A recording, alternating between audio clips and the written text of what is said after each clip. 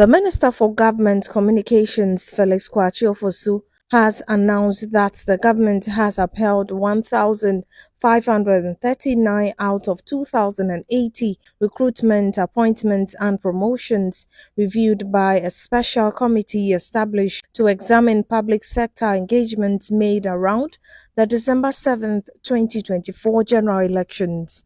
Addressing journalists at the Government Accountability Series, Mr. Kwakye Ofosu disclosed that 541 appointments failed to meet the required standards and would therefore not stand.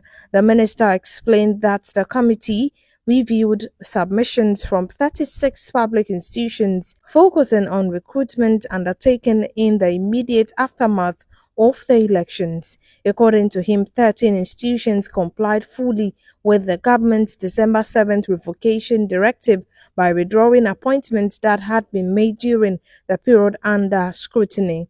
He added that 17 institutions did not immediately revoke their appointments but instead sought clarification and guidance from the Office of the President.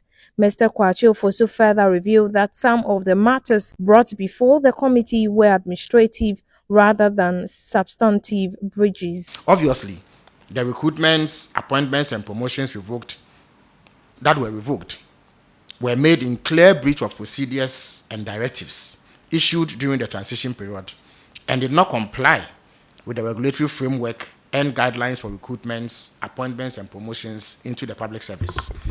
Hence, the decision to revoke these appointments was not based on a witch hunt. There was no political motive beyond the desire to uphold due process and ensure compliance with the rules and proper procedures governing such recruitments and appointments. It was done without malice or ill feeling towards anyone. It was a necessary step to uphold the rule of law and ensure accountability. The previous government was fully aware that basic requirements were not met in those cases and still went ahead to sanction them.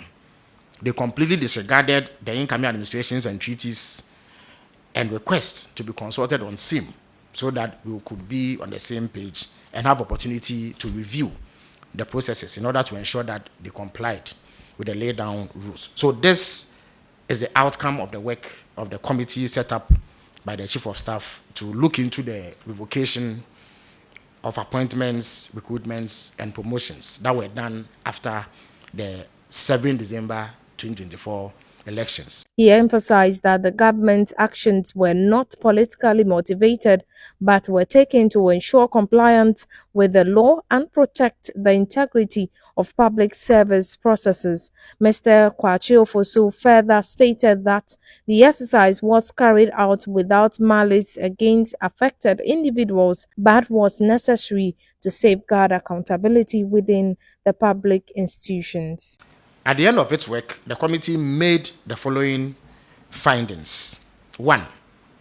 Of the 36 institutions that appeared before it, 28 had commenced the recruitment processes before the 7th December elections. 2. A total of 13 institutions revoked appointments made in a response to the 7th of December 2024 revocation directive. 17 institutions did not revoke their appointments but sought guidance from the Office of the President. 16 of the cases reported by the institutions were mainly payroll-related. In total, there were 2,080 recruitments, appointments, and promotions that were reported by institutions when they appeared before the committee. Now, out of the 2,080 recruitments, appointments, and promotions, 879 were revoked by the institutions themselves, while 1,201 appointments were left unrevoked. After the hearings, the committee recommended that 1,539 of the recruitments, appointments, and promotions be upheld because they complied with the prescribed recruitment and promotion procedures and received appointment letters before 7 December 2024. And this also implies that they achieved a pass mark of above 80%, or 80% or above, I beg your pardon. The committee recommended, however, that the recruitments, appointments, and promotions of 541 persons be revoked because the recruitment processes ended after 7th December 2024 and failed to meet the pass mark. In other words, they also did not comply with the processes and guidelines slated or designed to govern that process.